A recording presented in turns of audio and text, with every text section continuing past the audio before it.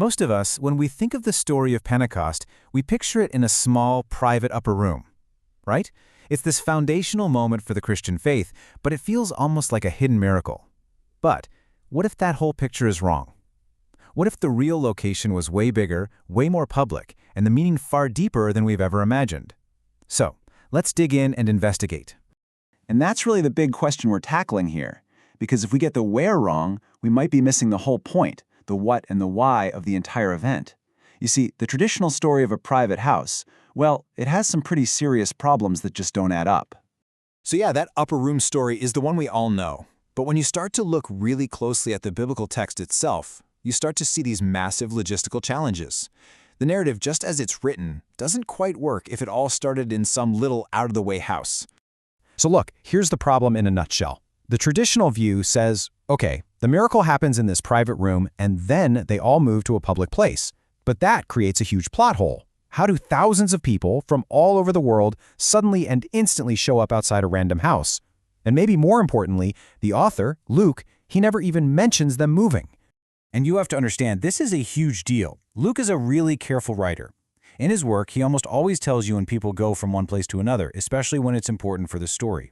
His silence here is kind of deafening. It's a major clue that maybe, just maybe, they were already out in a public space from the very beginning. All right, so if not a private house, then where? This is where we get to play detective. We can actually follow a series of clues, word clues, crowd clues, even archaeological clues that all seem to point to one stunning location, the Jerusalem temple.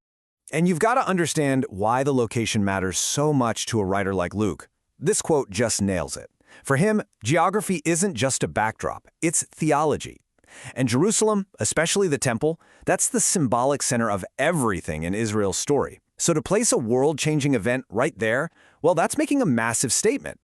So our first clue is a word clue. The word Luke uses for house in the story is the Greek word oikos. Now to us, house just means, a house. But for anyone reading this back then who knew the Greek translation of the Old Testament, the Septuagint, oikos would immediately bring something else to mind, the temple. It was the primary term for the house of the Lord. The word itself points to the sanctuary.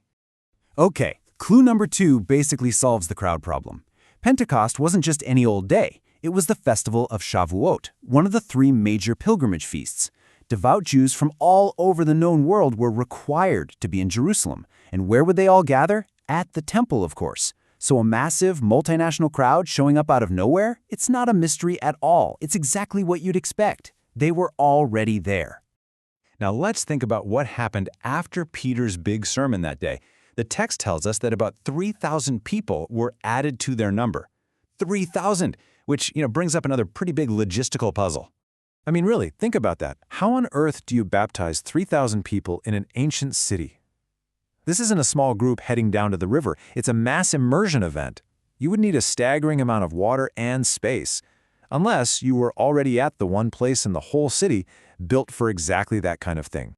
And boom, here's our water clue, backed up by archaeology. The area right around the Temple Mount was literally engineered for mass ritual washing. It was packed with dozens and dozens of these ritual immersion pools called mikvaot.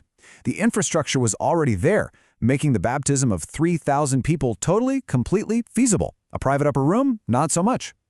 Okay, so the word clue, the crowd clue, and the water clue, they all point to one place, the temple. But this isn't just about getting the address right. Placing the event at the temple unlocks this incredibly deep theological meaning. It shows how Pentecost is actually fulfilling some of the oldest patterns in the entire Bible. Check out this pattern. Throughout the Old Testament, when God moves into his new home, so to speak, there's a script. In Exodus, his glory fills the tabernacle. In 1 Kings, fire and glory fill Solomon's temple. And now, in Acts, a sound from heaven fills the house. See the connection? Luke is absolutely tapping into this ancient inauguration story on purpose. But here is where the story takes this amazing, radical twist. In the past, God's glory was so intense it filled the building and no one could even go in. It was contained.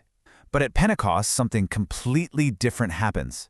That glory, symbolized by the fire, it doesn't just fill the room, it gets distributed. It rests on each and every person. The presence of God moves from being in a place to being in a people. And it gets even deeper. There's this incredible parallel, or really a reversal, of another huge moment in Israel's history. Remember back at Mount Sinai with the golden calf? What happened? About 3,000 people fell under judgment. Now, fast forward to Pentecost. What happens? About 3,000 people are saved and added to the community. This is no accident.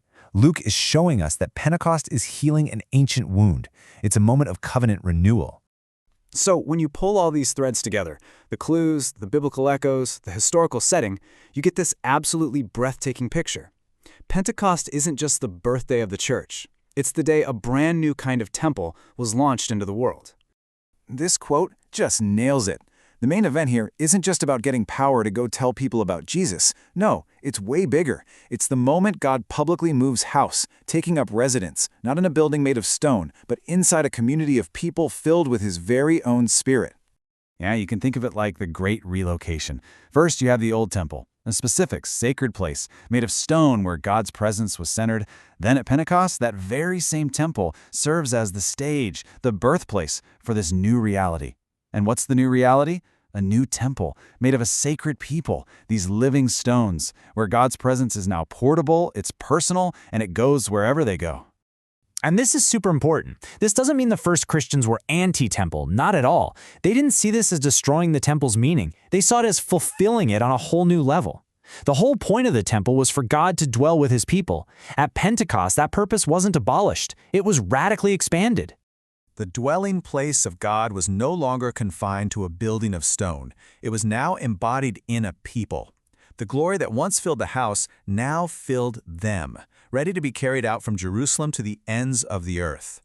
And that leaves us with this one big provocative thought, doesn't it? If the story of Pentecost is about the creation of a new, living temple made of people, then it forces us to ask, in our communities, in our relationships, and in our own lives, what are we building?